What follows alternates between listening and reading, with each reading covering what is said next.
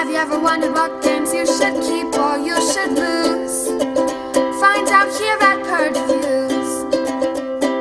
Creature Comforts is the next board game released by KTBG, and they make the best family weight board games. Haunted House, Fossilis, the list goes on with these guys. So when Creature Comforts was available on Kickstarter, I backed it without question. Boy, was I happy when it was delivered. This is when I wanted to get to the table quickly and over and over and over again, and we have loved this game. I should start out by telling you how beautiful it is. The artwork in this really takes you into the universe, and they've spared no expense with the components. I do have the Kickstarter version, and it looks and feels phenomenal. Everything in this game is put in it for a purpose, and it looks great, and it's going to be very attractive on the table, and people are going to look at this. What is that? I want to play that. The game really has that toy factor going for it. It looks phenomenal. It's one of the best looking family board games I've ever played, and one of the best produced children's games, if you want to put it in that category. Phenomenal. As for the gameplay itself, it's really cool because it has this kind of thing I haven't seen before, where you're going to be placing 6 dice, but you're only going to be able to roll 2 of them that are your own dice. So you're going to have that information before you place the workers. So the worker placement will happen simultaneously, no AP allowed. But what's interesting is you don't block anybody. So you can go where I go, I just can't go to the same place twice. Then you're going to roll the remaining communal dice, and then you're going to know what spots you can activate, because each spot is going to require a certain dice coming, maybe like 3 dice but over 11, or 2 dice but under 6, etc. Or maybe it just requires a 4 on a die, and you don't know if you're quite going to get that. So it has that kind of pressure luck into it, the worker placement, and the resource management in this one.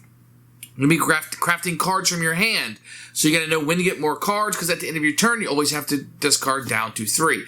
There's a few things going on here, but nothing is overwhelming.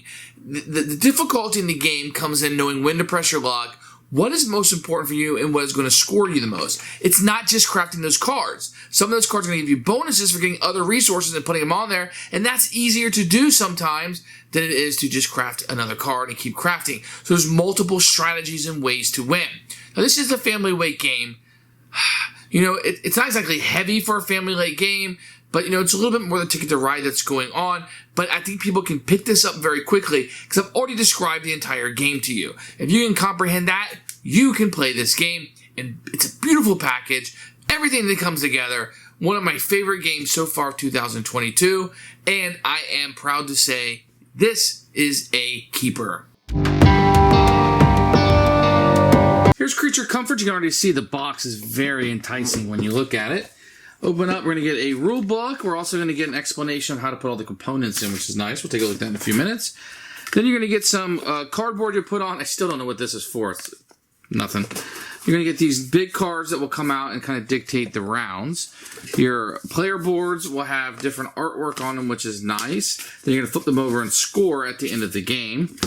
And this is the 5th one. And then you're going to have a board, which will be a work of art and super beautiful. And everything you need is going to be on here. It's going to be a great place for all the cards, etc. And you have the artwork here of the Alice Workshop. It's fantastic. And then when you get in here, you're going to see you're going to have the worm, which will be first player mat. You're going to get a bunch of dice in here.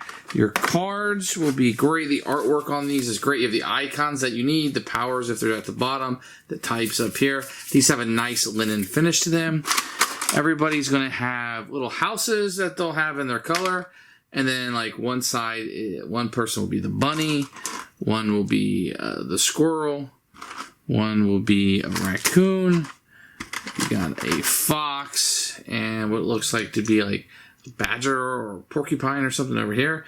These are all silk screened on both sides, which is fantastic. Down here, you're going to see some additional cards. You have some square ones for the different inventions. Once again, victory points and the resources that are required. The artwork is super duper cute. These will be the travelers that will come out. There are all these different characters and stuff that come in. Animals acting like they're human. And now this is the Kickstarter version, so you're going to get this upgrade, which is the Game Trays insert, which is fantastic. And then you're going to have wooden components for everything here. So the coins will be these kind of woods. You can have things that actually look like what they should be. which are all fantastic and over the top. It's a beautiful game, and it's well worth checking out and getting the Kickstarter version for it. Here's a picture of the rulebook right here. You can have an overview.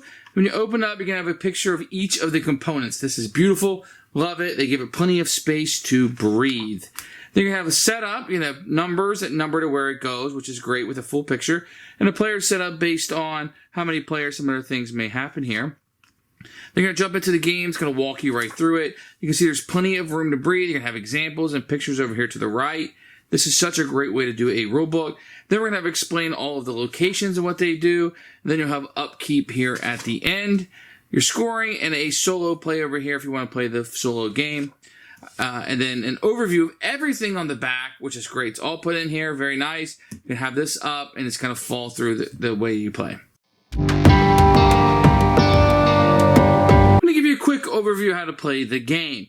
You're going to have all of your cards over here, the improvements, one for each number over here. Your traveler deck here. You're going to get your forest and your meadow up, and you're going to have a card through here. Everybody's going to get their 2 dice. They're going to take their workers and put it in their little cottage here, and each one of these houses is going to cover up one of these spaces here.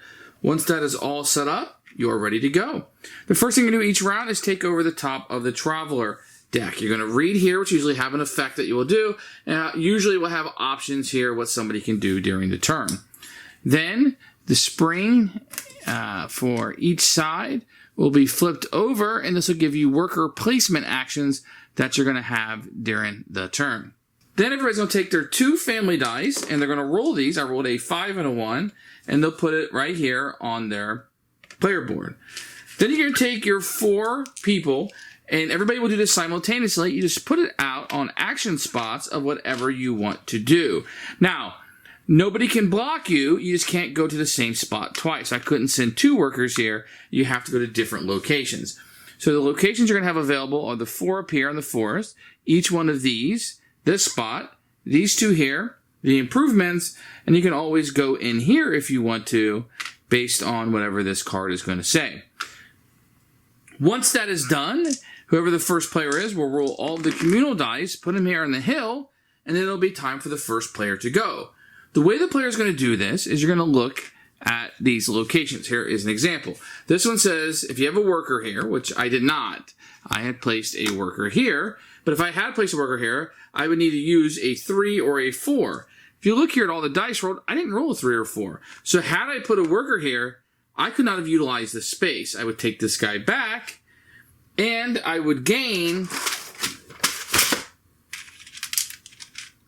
a story tile, which would, on my next turn, allow me to plus or minus 1 to a die. So if you take a worker back because you can't use him, then you would get one of those for free.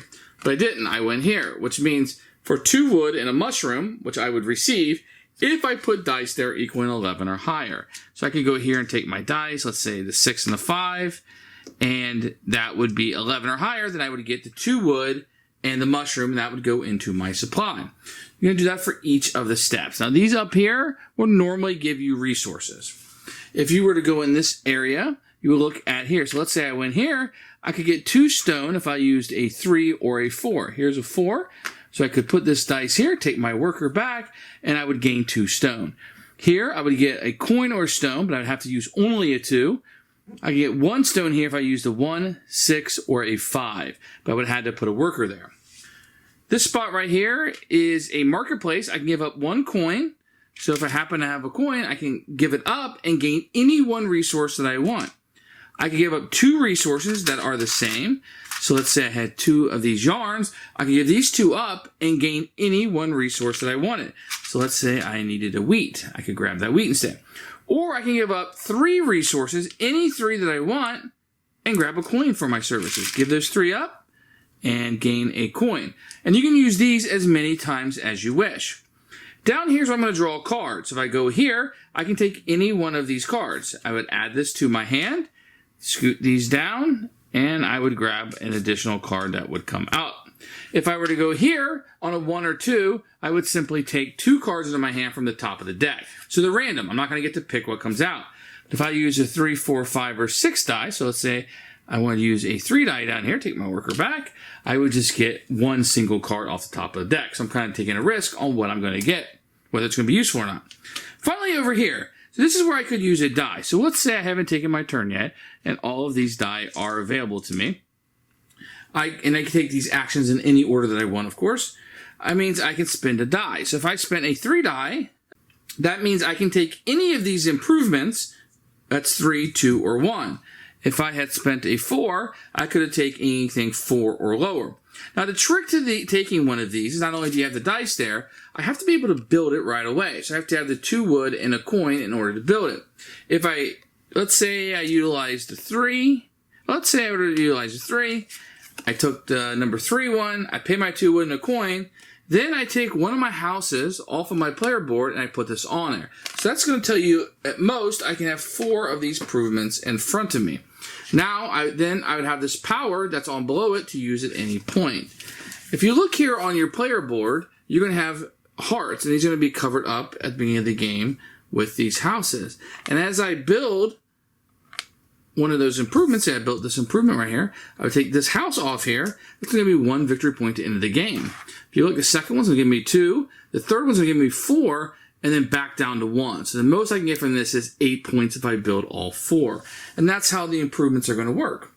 After I take my turn and do all my actions, my people will come off the board, my family dice will have been back on my board, and the next person will go, but they will also utilize the communal dice. They would go on their turn. Once, at the end of your turn, if you have any of these craft cards in your hand, I can give up a stone and 2 coins and build this, because at the end of my turn, after everybody's done, I can have a maximum of 3 cards in my hand. So it behooves me to build these and get the victory points as quickly as possible. At the end of the turn, you're going to go to a cleanup phase where we'll take these cards off. We will pull out a new one. Then we will get rid of the one on the right the most, scoot these down, and a new card will come out. Same thing here on the improvements. We'll get rid of one of these. These will come down, and we'll put some new ones out. It's important to note that anytime somebody buys a card here or here, a new one is put out immediately. And then in the next round, we're going to have a new Traveler card, and we'll do the same thing over. This will continue until we get through all of these cards and all of these rounds, and you hit the winter phase. Once you see the winter phase, the game ends, and then you'll tally up the score. For the most part, you're going to score points for your cards, and some of the cards will have bonuses at the bottom. For your improvements, we'll give you victory points, and sometimes they'll have at the bottom. Then you'll score points for the different goodies that you have. Each coin's going to be worth a point. A number of resources will be a point, and you want to convert those. And these books are worth 2 points each. Whoever has the most points is the winner of the game. Who should buy this game? This is a beautiful package. Anybody looking for a children's game, but a little bit older, maybe 7 and above, family weight game, something the whole family can get together and have. This is probably the best in their line that I've liked so far. Off the top of my head, I think this is my favorite. It's beautiful. It comes in a great package. Everything is cute. It's going to work well. The rules are easy to follow. Your family is really going to enjoy this. Gamers who are looking for a lighter game.